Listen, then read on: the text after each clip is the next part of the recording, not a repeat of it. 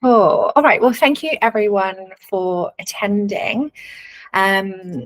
Today, we are going to look through what the purpose is of an interview and also how to do some really basic interview prep to make sure that you're all prepared for interview. So as we go through today's workshop, please ask as many questions as you want. Please interrupt if you want to. Please don't wait until the end to ask any questions. So I'm keen to make today as interactive as possible. So anybody and everybody's contribution is both welcomed and encouraged. Cool. So no worries.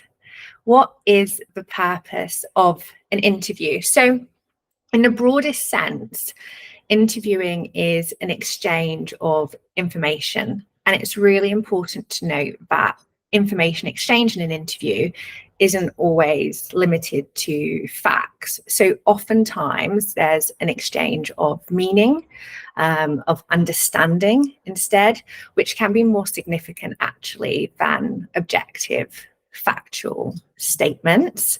There's so much that we as an interviewing team want to look for or appreciate during an interview.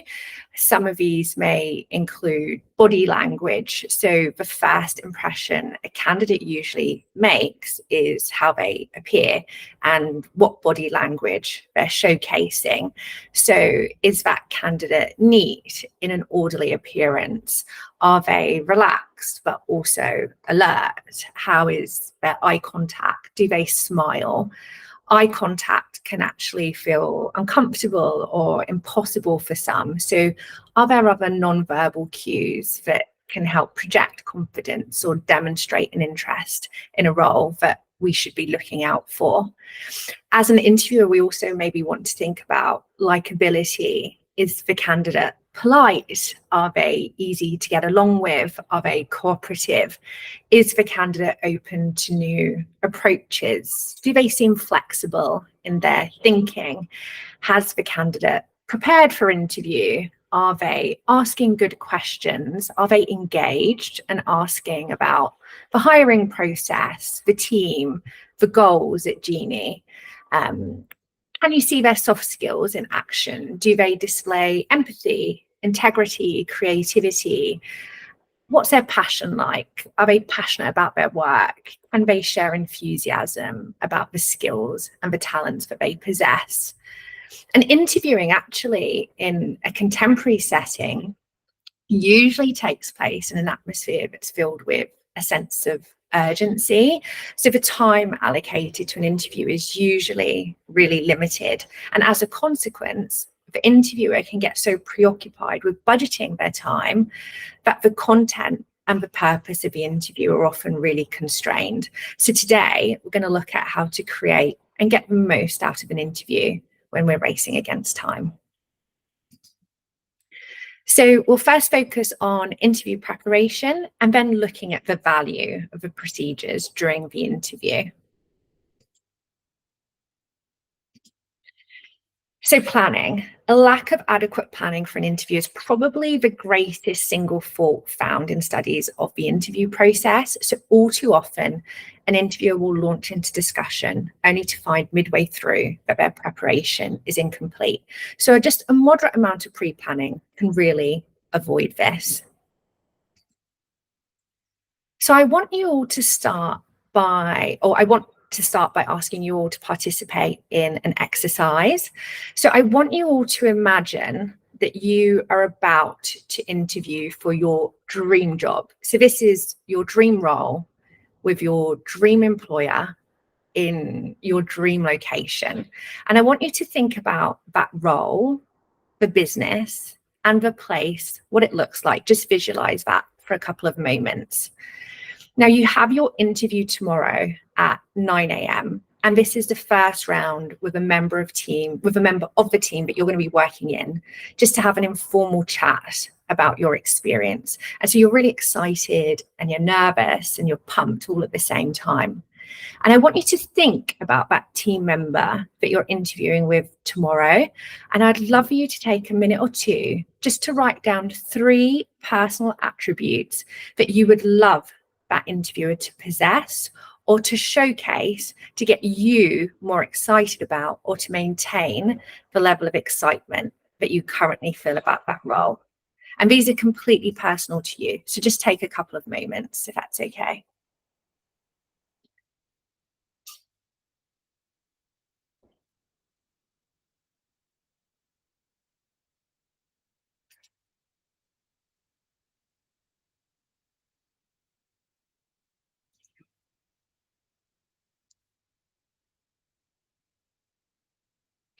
Joe, what did you think of?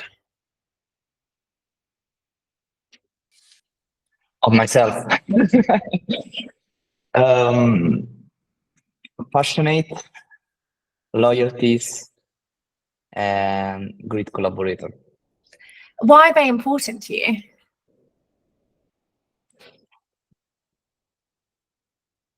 Because they reflect myself. Okay. Yeah, nice. I like that. What about you, Merve?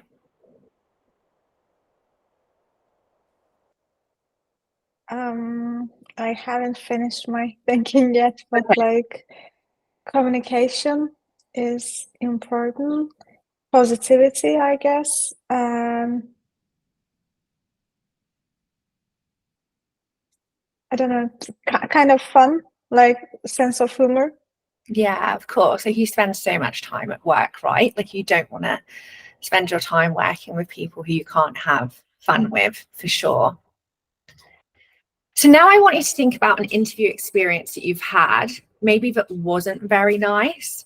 To just write down, if you can, 3 attributes that the interviewer displayed that put you off the interview and the role and the opportunity. And this is an important exercise just to get you to start thinking about what candidates are looking for in the interview process. If you're struggling to think about a bad interview experience, you can just think of 3 things that you wouldn't want an interviewer to possess, personal attributes wise, or to showcase during the interview.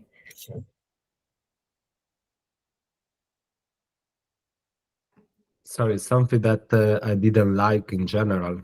Yeah, so something about the interviewer. So a previous interview experience that we've had in the past, Alberto, where maybe they've showcased some personal attributes that have put you off the interview. And if you can't think of a bad experience, just have a think about what you wouldn't want to see during an interview process, please. Shirley, I know you're dying to go ahead, please. What's your story? Okay, so I had an interview for a PR agency. This is when I was like transitioning out of teaching, and the person was very judgmental of me for leaving teaching. She was judgmental. When I gave an answer to like why I left teaching, she was very rude about it and kind of gave me like this stink eye. And you could see in the look on her face, she was almost like disgusted that I left teaching and wanted to go into PR. And then she just delved really deep into a subject that had nothing to do with the job role I was going for. So instead of going into like the social media part that I was going for, she just wouldn't stop asking me about teaching, as if she almost said, go back to teaching. It was just, I thought it was really judgmental. She was really rude, and it made me feel very uncomfortable. So that was my story. I bet that was enough to put you off. Oh, I hung up almost instantly and told the recruiter that never put me forward for that person ever again. And then it turns out she was like that with with most of the candidates for that job role, because they were all giving back the same complaints, that this interview was just really rude. I didn't. I rejected them, and that was quite nice to be able to. I rejected you because I don't like the way you were talking, because that tells me a lot about the culture at that company. If you are so comfortable with being that sort of like level of rudeness, if you're doing that with a prospective person in the company, what are you like to other people in the company as well? So I actually rejected them before they rejected me. Yeah, good for you. So this is an important exercise, as I really want you to get into the mindset of an interviewee before you interview, so we can really provide an exceptional candidate experience. Luckily for us, Genies are a bunch of nice, kind empaths who are smart, driven, high performers. So the most important thing for you guys to do an interview actually is just to be the true, authentic versions of yourselves, right? But how do we do this, and why is it important? So it's totally normal to create like an interview persona of sorts when interviewing, and this is applicable for both interviewer and interviewee. So maybe it's like a different version of yourself, which might be unrecognizable to people who know you best. But the interviewer and the interviewee really need to know the real you if they and you are going to find a fit. So we can do this firstly by building rapport. So one of the best interview techniques you can learn is to build rapport. If you feel you can do this, you'll be a lot more confident about being yourself. So you can get a great idea of an interviewee beforehand by checking out their CV or their LinkedIn or their socials, or even speak to me. And then if you start the interview with a genuine smile, open body language, some simple small talk initially, this really allows the candidate to get comfortable and to settle in. And it's also important during the interview just to give really clear, detailed answers, but also really listen to the interviewee when they're speaking. Oh, sorry, does someone have a question?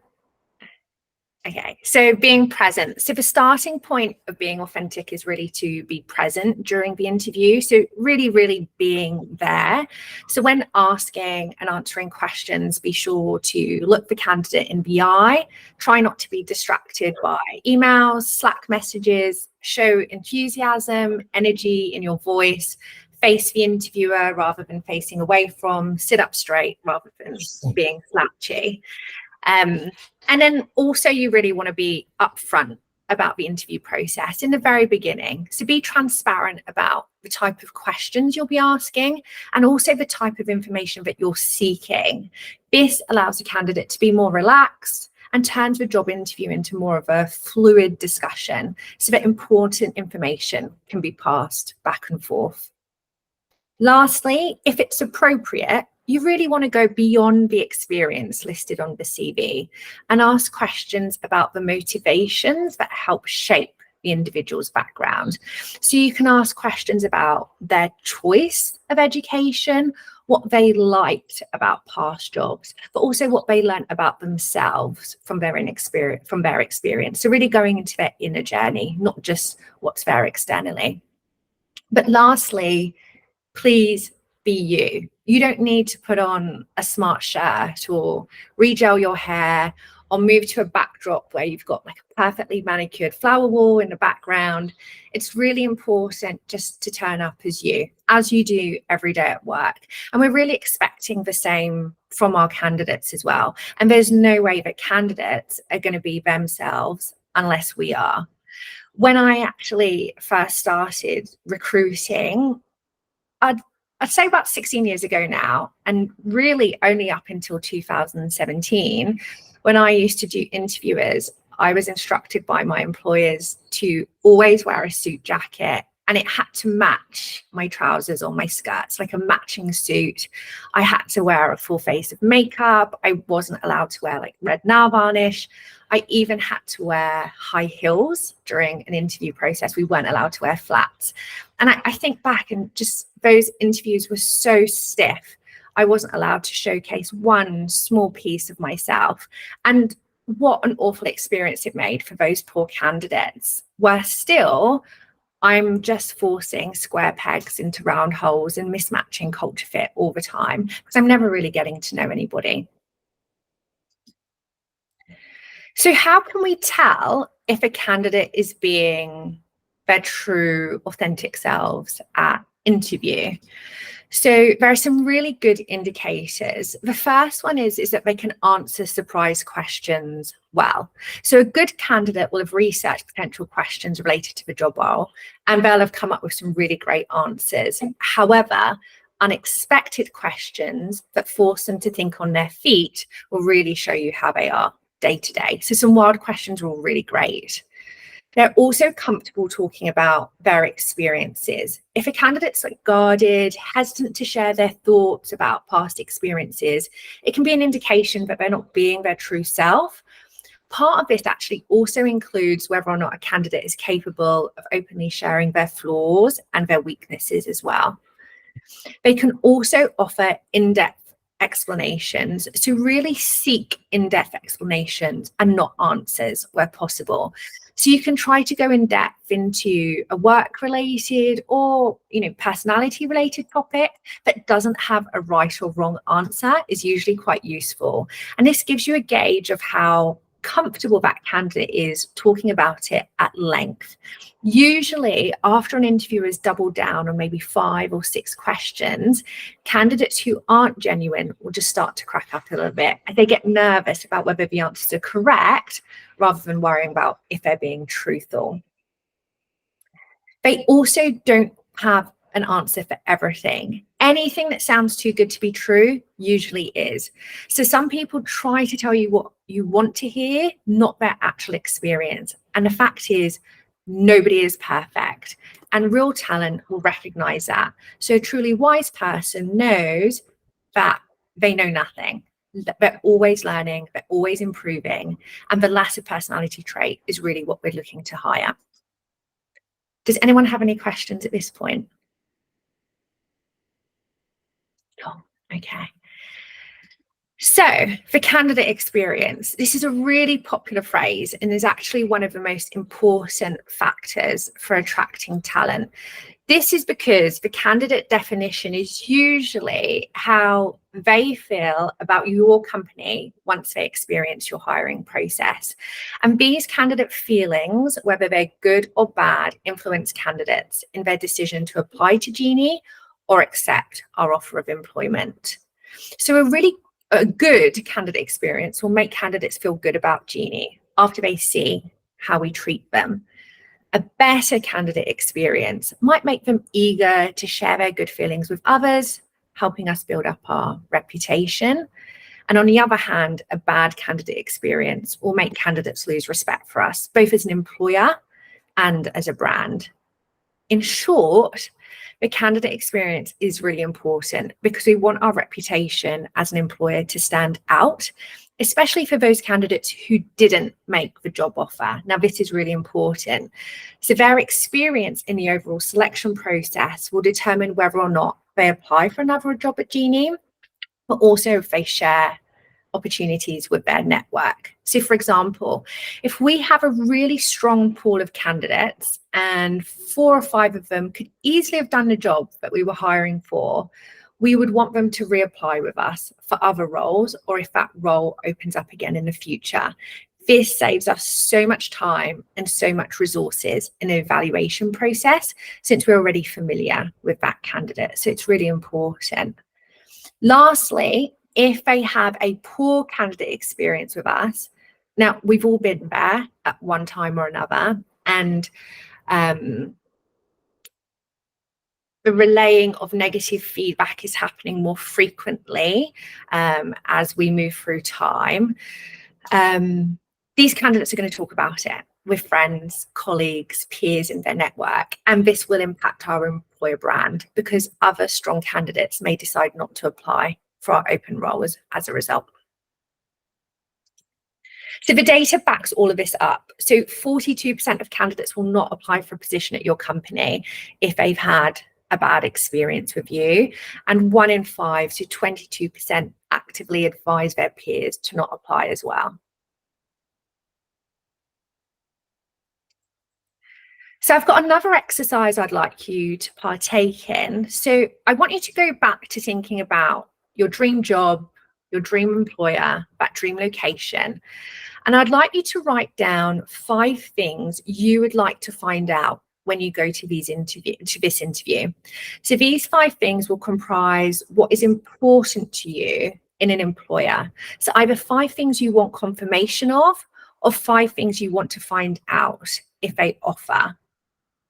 If this is challenging you for you to think about, instead write down 5 things that will be the deciding factors of whether you accept or decline the job offer. So if you just take a couple of moments to think about that, please.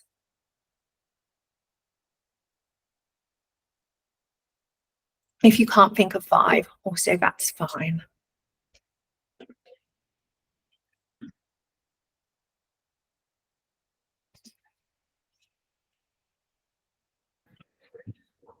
Can I say something about this point?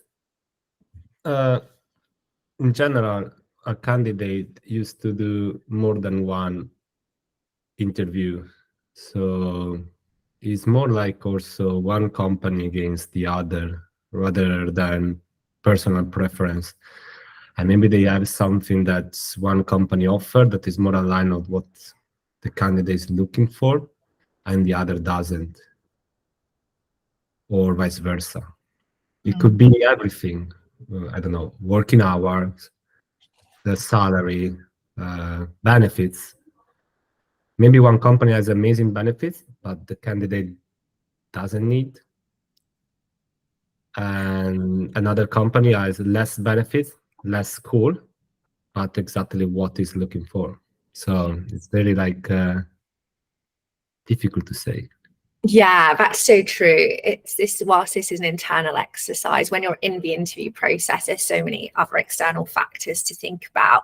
And there is stuff that maybe you didn't think was that important to you, but in the playoff of what is and what isn't, when you're deciding on a role, some things can change, like the value of those things. Yeah, that's a really great point. Just for the purpose of this exercise though, just think about maybe then 5 things or a few things that are really important to you in an employer.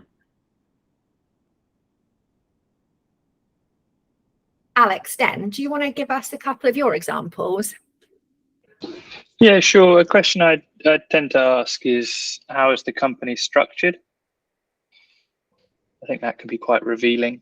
You know, for example, we're quite quirky that design sort of sits within technology rather than within product. So the quirks of the business help you to know how it works and what makes it tick. And then how does decision making happen? Is it sort of bottom up or top down? Because that helps me know if I'm going to genuinely have an impact or if I'm just going to be a cog in the machine.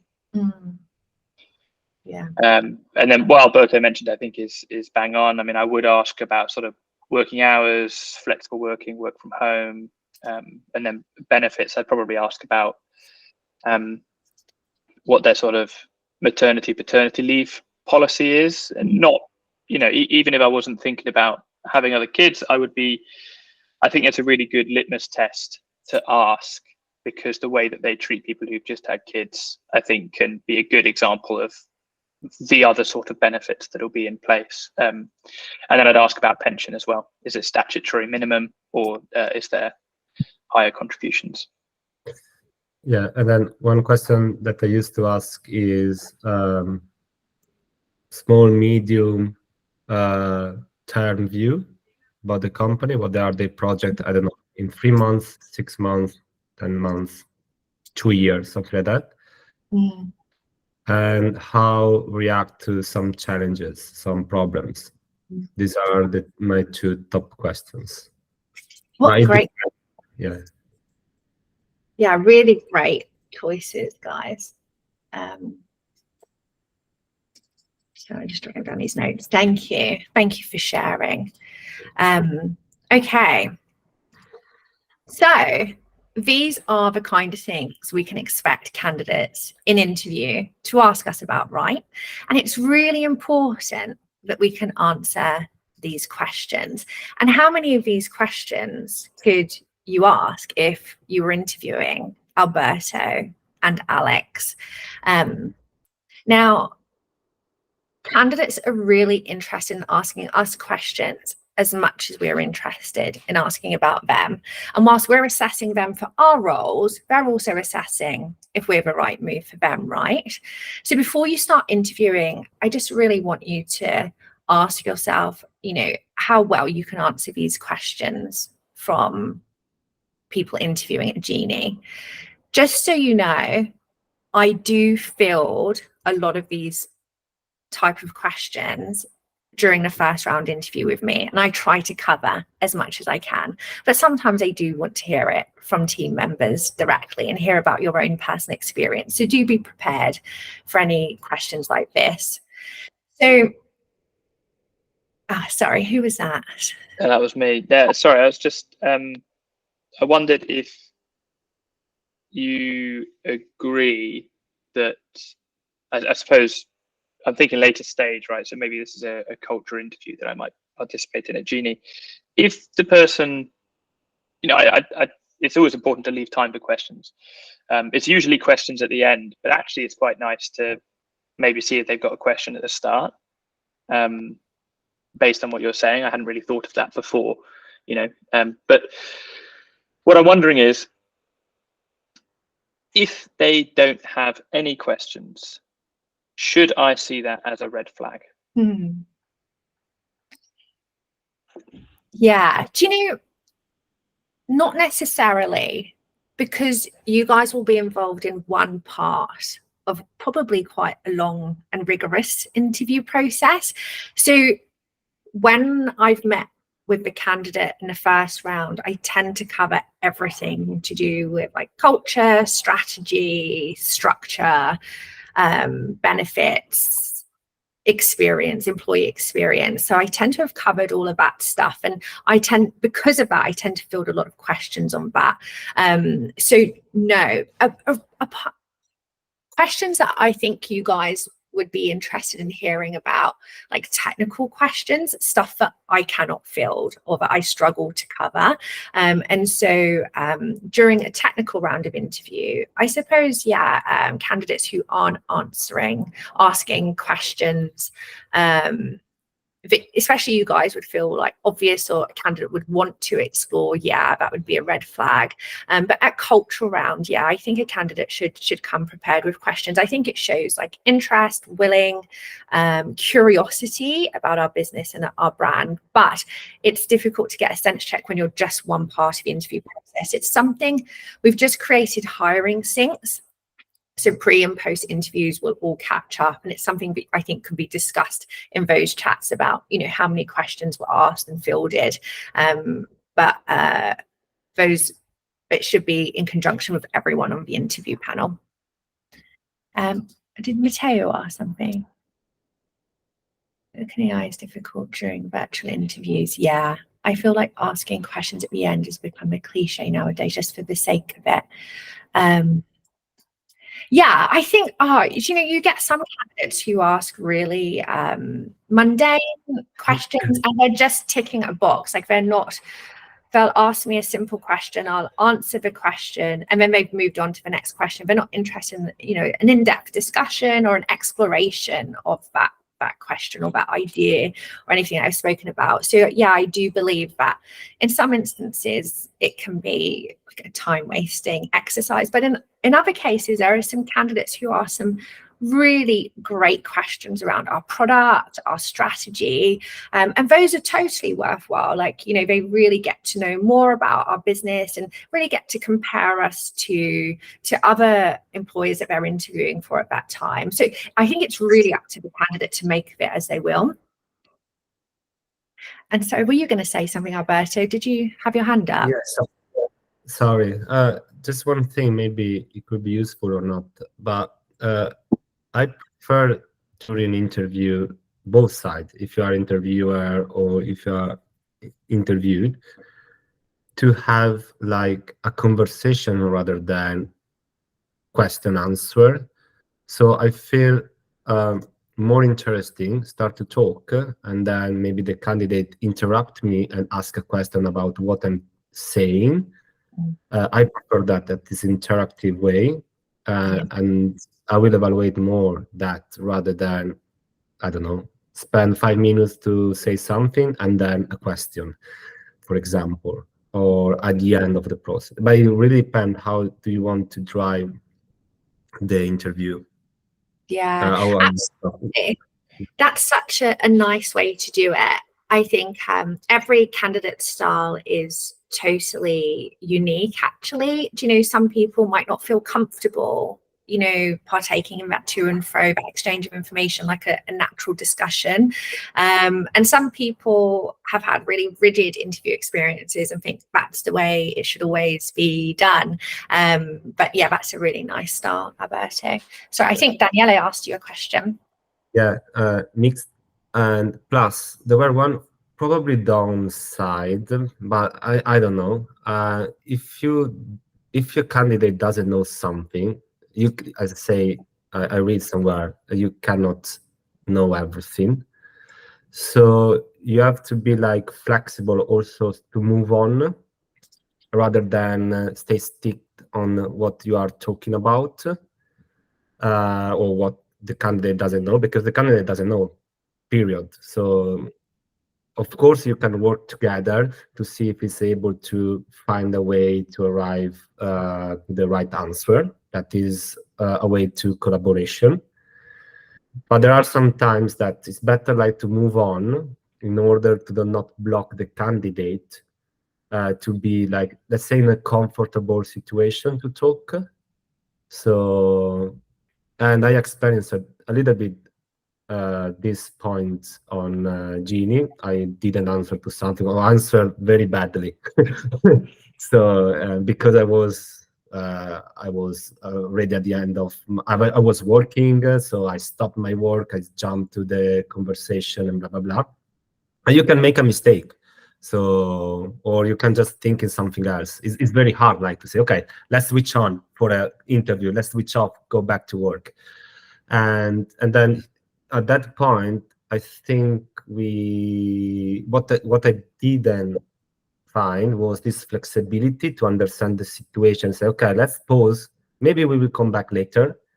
Let's move on. So the candidate, in this case was me, can feel again in a good position to continue to talk, and then we will come back later and then maybe explore more. Yeah. It's because I was an interviewer in my previous jobs, so sometimes I did, and I noticed that. No, thank you. That's super useful feedback. Thank you. I'll take that back to the team as well, of those who aren't here today. And if anyone else also has any feedback from their interview experience at Genie, please, I'm all ears. So just drop me a message after this. That would be really helpful. So before you start interviewing, I'd love you to ask yourself the following questions.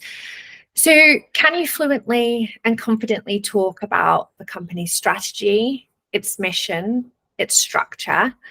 Can you answer questions about our benefits? Do you understand the JD, especially if it's outside of your team, right? Have you read the candidate's CV? Have you checked out their LinkedIn profile? Have you checked out their socials? And then lastly, but equally as important, have you coordinated with the interview team? So what is your role on the interview panel? Who will be leading the interview? And how are you going to split your questions to avoid overlap and a boring experience for candidates? Again, any help on this, let me know, or any support on this as you go through the interview process. I'm more than happy to help. So we raised this at the beginning of the session, this idea of value of procedures. So we know that the lack of adequate planning for interview is the greatest single fault found in studies of the interview process, and that a moderate amount of pre-planning can easily avoid interviews going west. So as a TA manager, I'll provide candidates with context of what they might expect from an upcoming interview. This gives some candidates some time to prepare, it lifts their confidence and just gives them a bit more comfortability ahead of interview. But in interview, an interviewer should announce an agenda of a meeting where possible, so that all parties are aware of both what is expected and the time frame in which this needs to happen. And actually, to go back to your point, Alberto, do you know, when you're actually having that discussion, that can actually be quite challenging to get everything covered in that short period of time, which is an hour, although a much lovelier interview experience for everyone. So if this isn't established, if we don't have like this agenda, this time frame established, the chat can continue indefinitely. Even worse, like the truly important key information that we want to cover just doesn't get covered. And we've all been there when a candidate is maybe a little bit verbose or laboring a point in far too much detail. You know the candidate is good, but you know you're not going to be able to cover enough ground because you only have an hour and the candidate isn't being succinct.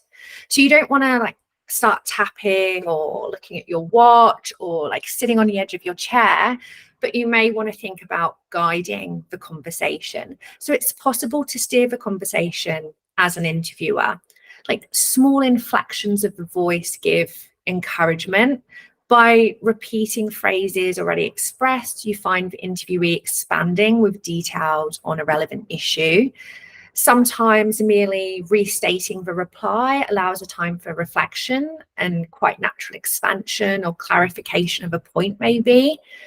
Phrasing a question by rewording it into a rhetorical one gives the interviewee a period of time to think through a definite response. Support given by nodding is really effective. Rafi does this a lot. And then there's other non-verbal means of rendering assistance, which are equally significant. So the use of semi-verbal expressions, for like instance, can prove really useful because these sounds actually provide no direct interpretation. They're received as the interviewee wants to receive them. So then they can emphasize or magnify the point as they see fit. A succinct summary of information from time to time allows for some clarity in a communication process, but also gives the interviewee a mirror of what has just occurred in the most recent time. And in the final stage of closing the interview, just an agreement of a general conclusion reached, or what the next steps might be, but don't worry, I cover that usually. Just allows for a reduction of confusion. I do follow up after interview. So whilst these are recommendations, these are not mandatory. It just adds to a better experience for candidates. So some parting words from Laszlo Bock from Google and his book Work Rules. So he advises interviewers to set a high bar for quality. So before you start recruiting, decide what attributes you want and define them as a group, what great looks like. He says a good rule of thumb is to only hire people who are better than you and never, ever to compromise on this. Find your own candidates. So rather than waiting for these people to apply for roles, the advice is for us to do some headhunting, some referrals from you guys, tap into some networks that you already know. Assess your candidates objectively. So he encourages subordinates, peers, all to be part of the interview process and to write really good interview notes. And then periodically return to those notes and compare them to how the new hire is doing to refine your assessment capability. Like, was your assessment process good? Let's look at how we're assessing those candidates at interview and how they're performing now. Is this how we expected them to? Is it not? What can we do to keep refining this assessment process? And then give candidates a reason to join. Make it clear why the work we're doing matters and let the candidate experience the great people that they're going to work with. And that is it for Workshop 1, guys. Do you have any questions for me? Sure, go for it, Daniele. It would be hard for me to ask you a question, I believe. But do you think that we should, I know we have scorecards and these are really valuable, but I do believe that we need also some priority for these scorecards points. Because, for instance, for me, I have critical red flags and something that is nice to have but is not a red flag. For instance, a very critical red flag is ability to communicate in a way that is easy to understand and effective. That's for me is the super red flag. If an engineer is not able to express their thoughts in a way that is easy to understand, for me is definitely a no. And the second one is learning. In my experience, communication and learning are the super red flags. I wonder if, apart from the scorecards, we also need to have an agreement on the priority of each point in the scorecards. Yeah, what a great idea. Let's explore that further in our next talent session, Daniele, because that's such a good point. Something I haven't thought about as yet. Yeah, really great idea.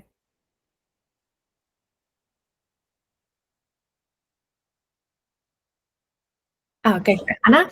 Hi.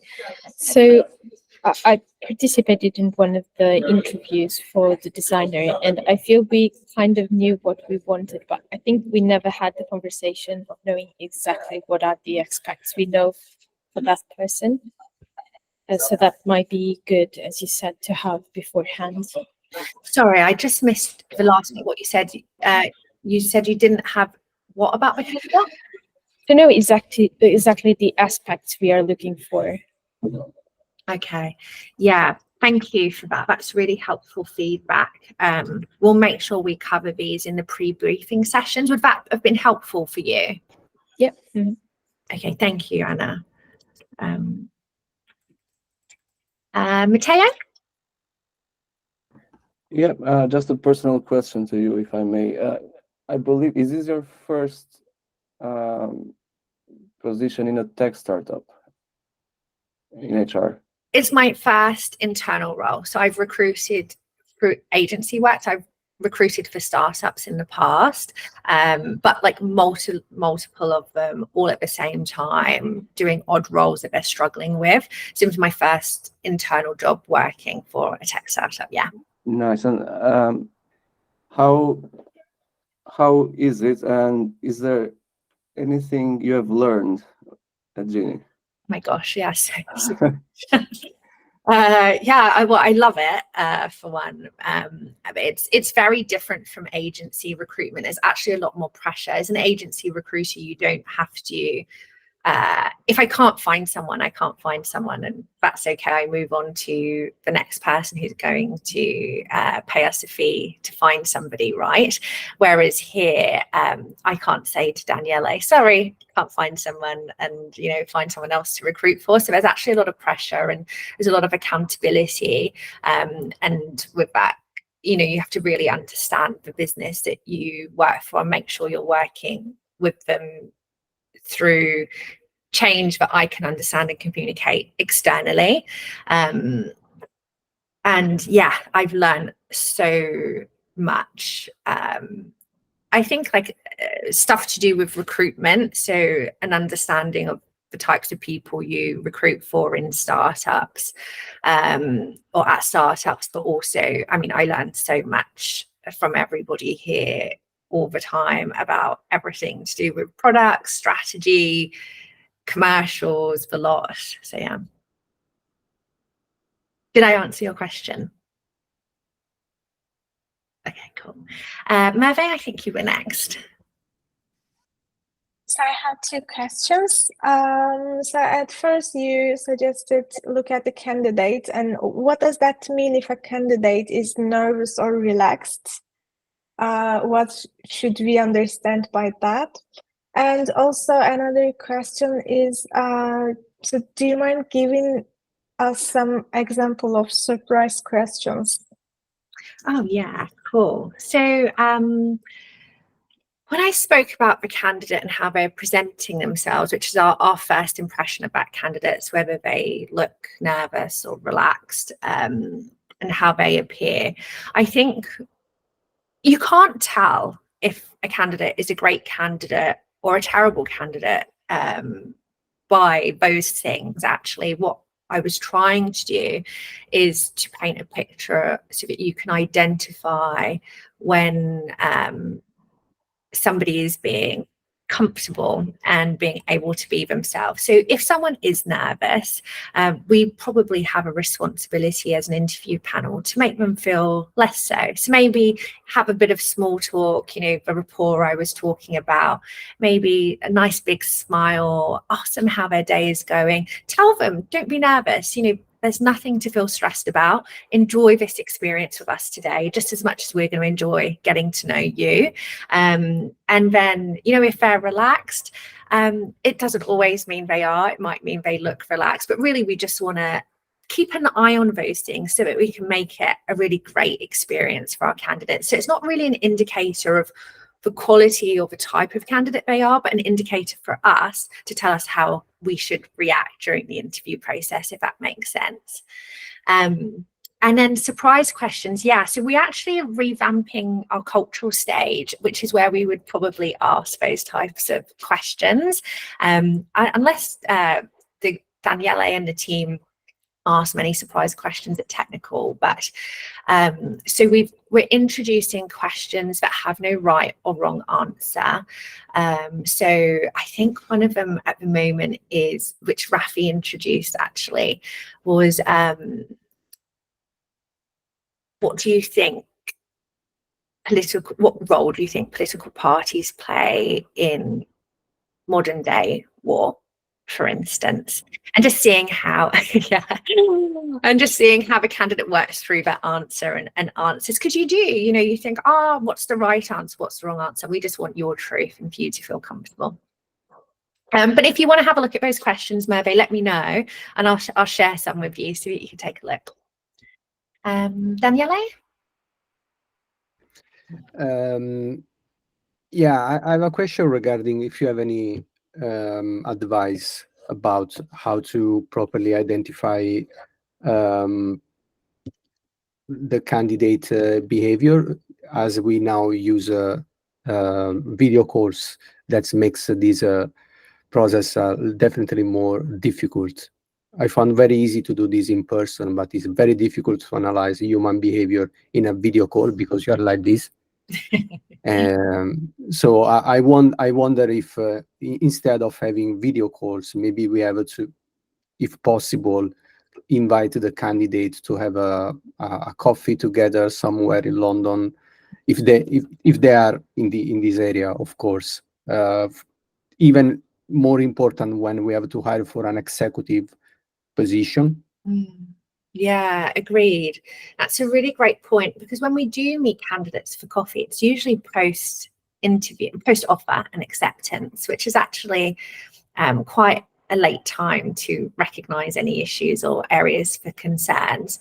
So yeah, I think especially if it's something that interviewers are finding it, you know, a source of difficulty to decipher the type of talent and to get to know them better. If we feel we can do that in person, then yeah, absolutely. Maybe we do. Technical's a bit more challenging because we usually ask them to do some kind of live task. But for cultural round, yeah, I think most people would be open if we can coordinate it, and people are based in London, which thankfully most people are. We could organise some coffee chats and see what we think, and you know, if it's producing better assessment results by comparison to remote, then yeah, I think we should give it a try. We can definitely do that.